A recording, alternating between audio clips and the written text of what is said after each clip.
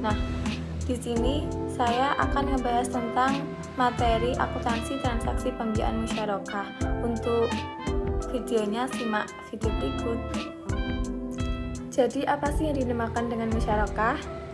Musyarakah menurut PSAK 106 merupakan akad kerjasama antar dua pihak atau lebih untuk usaha tertentu dengan kondisi masing-masing pihak memberikan kontribusi dana dengan ketentuan keuntungannya itu dibagi berdasarkan kesepakatan. Nah, jadi berapa persen dan juga berapa persen, sedangkan kerugiannya itu berdasarkan dengan kontribusi dananya. Selanjutnya di sini akan bahas tentang jenis musyarakah. Jenis musyarakah berdasarkan kerjasamanya. Untuk jenis musyarakah sendiri dibagi menjadi dua, yaitu musyarakah hak milik dan juga musyarakah akad.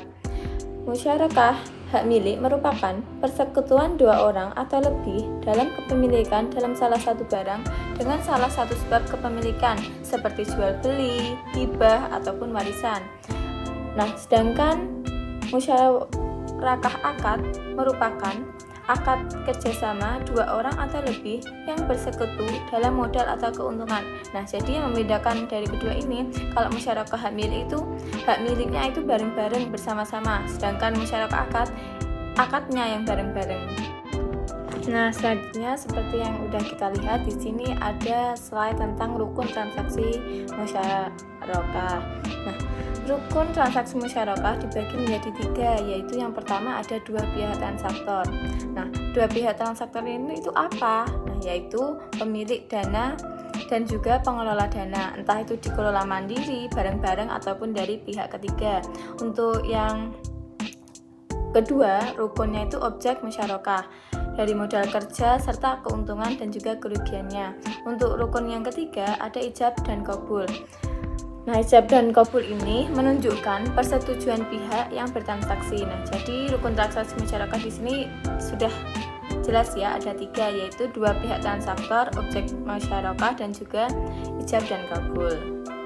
Selanjutnya, di sini ada contoh kasus dari pembiayaan musyarakah.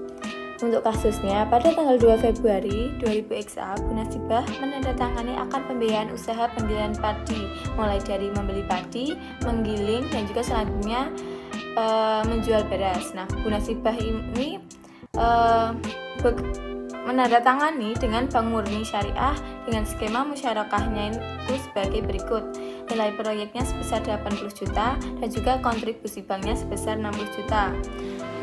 Selanjutnya, pembayaran tahap pertama itu sebesar 35 juta dilakukan pada tanggal 12 Februari. Nah, untuk tahap kedua, pembayarannya 25 juta dilakukan pada 2 Maret. Nah, karena ada dua tahap pembayaran, nah jadi nanti jurnalnya juga ada dua. Selanjutnya di sini ada kontribusi Bu Nasibah sebesar 20 juta rupiah. Nisbah bagi hasilnya karena tadi ada dua yaitu Bu Nasibah dan Bank Murni Syariah, yaitu untuk keuntungannya nanti Bu Nasibah memperoleh 75% dan juga BMS-nya mendapat 25%. Periode 6 bulan, biaya administrasi sebesar Rp600.000 didapatkan dari 1% dari pembiayaan bank. Objek bagi hasil laba bruto diperoleh dari selisih harga jual beras dikurangi dengan harga pembelian padi.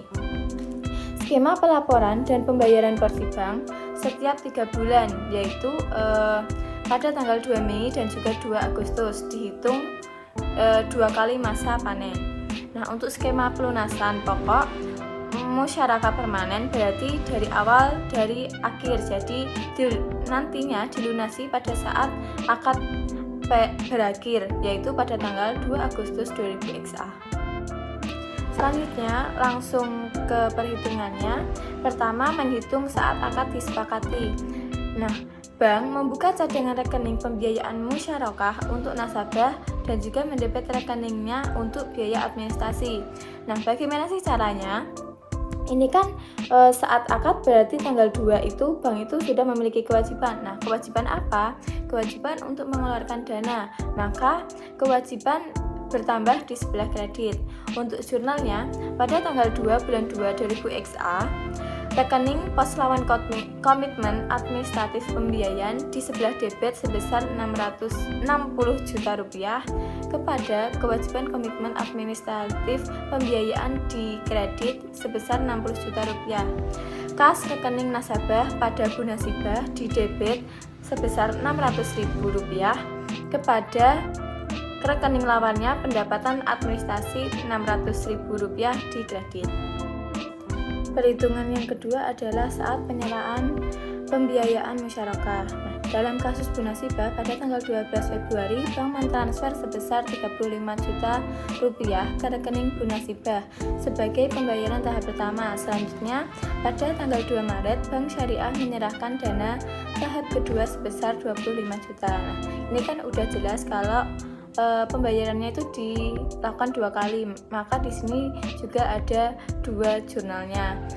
Pada tanggal 12 bulan 2 2000XA, rekeningnya pembiayaan musyarakah di debit Rp35 juta kepada kas atau rekening nasabah di kredit sebesar Rp35 juta. Karena udah dihabiskan, dinolkan, maka rekeningnya kewajiban komitmen administrasi pembiayaan di debit sebesar Rp35 juta dan pos lawan komitmen administratif pembiayaan di kredit sebesar Rp35 juta. Nah, ini untuk transaksi pada tanggal 12. Selanjutnya di sini kan ada pembayaran penyerahkan pada yang kedua pada tanggal 2 bulan 3. Nah, untuk jurnalnya, pembiayaan musyarakah di debit sebesar Rp25 juta kepada kas atau rekening di kredit sebesar Rp25 juta dan kewajiban komitmen administratif pembiayaan di debit sebesar Rp25 juta dan pos lawan komitmen administratif pembiayaan di kredit sebesar Rp25 juta. Selanjutnya adalah perhitungan saat penerimaan bagi hasil bagian bank. Nah, berikut ini adalah realisasi laba bruto usaha Bu Nasibah selama 2 kali masa panen yang dilaporkan pada tanggal 2 Mei 2000XA dan 12 Agustus 2000XA. Nah, berapa labanya? Labanya itu ternyata ada 14 juta pada panen pertama dan panen kedua mendapat laba 16 juta. Nah, tadi kan porsi banknya 25%, maka bank akan mendapat 3.500.000 di panen pertama dan juga 4 juta di panen kedua. Nah, untuk tanggal pembayaran yang pertama 2 Mei dan yang kedua adalah 12 Agustus. Langsung saja yang pertama kita bahas penerimaan bagi hasil yang pembayarannya dilakukan bersamaan dengan pelaporan bagi hasil.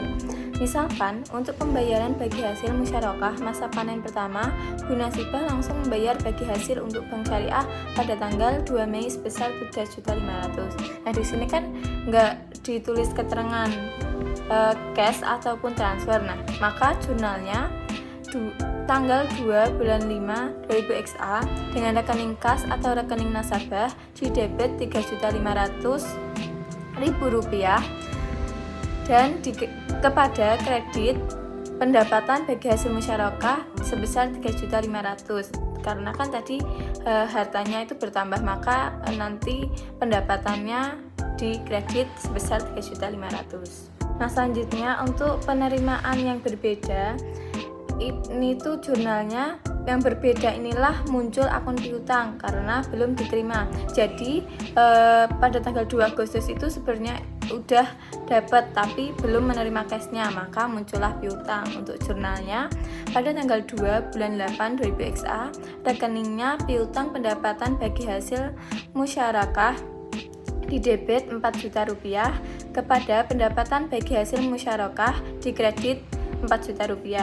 Nah, nanti kalau udah dibayarkan pada tanggal 12 ini baru tambah kas atau rekening nasabahnya itu berkurang. Kalau udah dibayarkan, maka nanti piutangnya itu akan berkurang. Jurnalnya 12 bulan 8 2000XA, rekening kas atau rekening nasabah di debit Rp4 juta kepada piutang pendapatan bagi hasil musyarakah dikredit sebesar 4 juta rupiah, dan pendapatan bagi hasil musyarakah didebit 4 juta rupiah kepada pendapatan bagi hasil musyarakah sebesar 4 juta rupiah dikredit. Selanjutnya, perhitungan saat akad berakhir.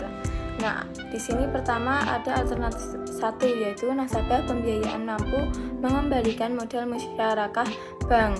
Misalkan pada tanggal 2 Agustus 2000 saat jatuh tempo Bu Nasibah melunasi pembiayaan musyarakah sebesar 60 juta.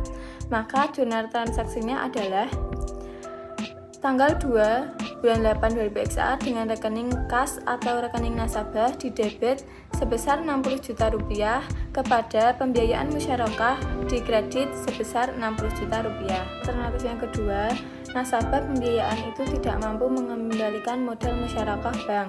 Nah, misalkan pada Bu Nasibah tidak mampu melunasi modal musyarakah bank, maka jurnal pada saat jatuh tempo tersebut adalah gimana?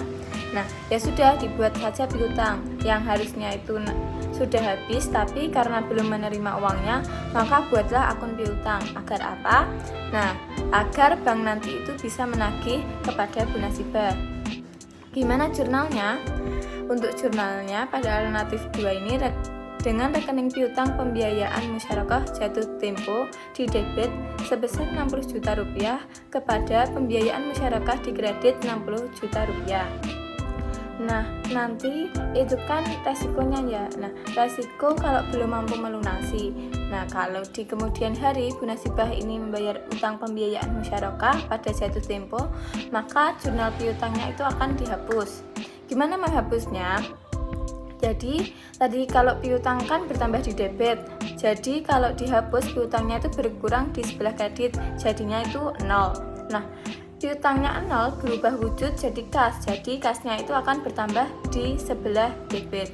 Untuk jurnalnya, rekening kas atau nasabah di debit 60 juta rupiah kepada piutang pembiayaan masyarakat jatuh tempo di kredit 60 juta rupiah. Nggak kerasa ya, ternyata pembahasan dari akuntansi pembiayaan masyarakat ini sudah selesai. Sudah paham kan ya bagaimana perhitungan dan juga penjurnalan dari masyarakat ini?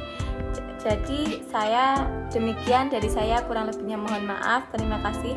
Wassalamualaikum warahmatullahi wabarakatuh.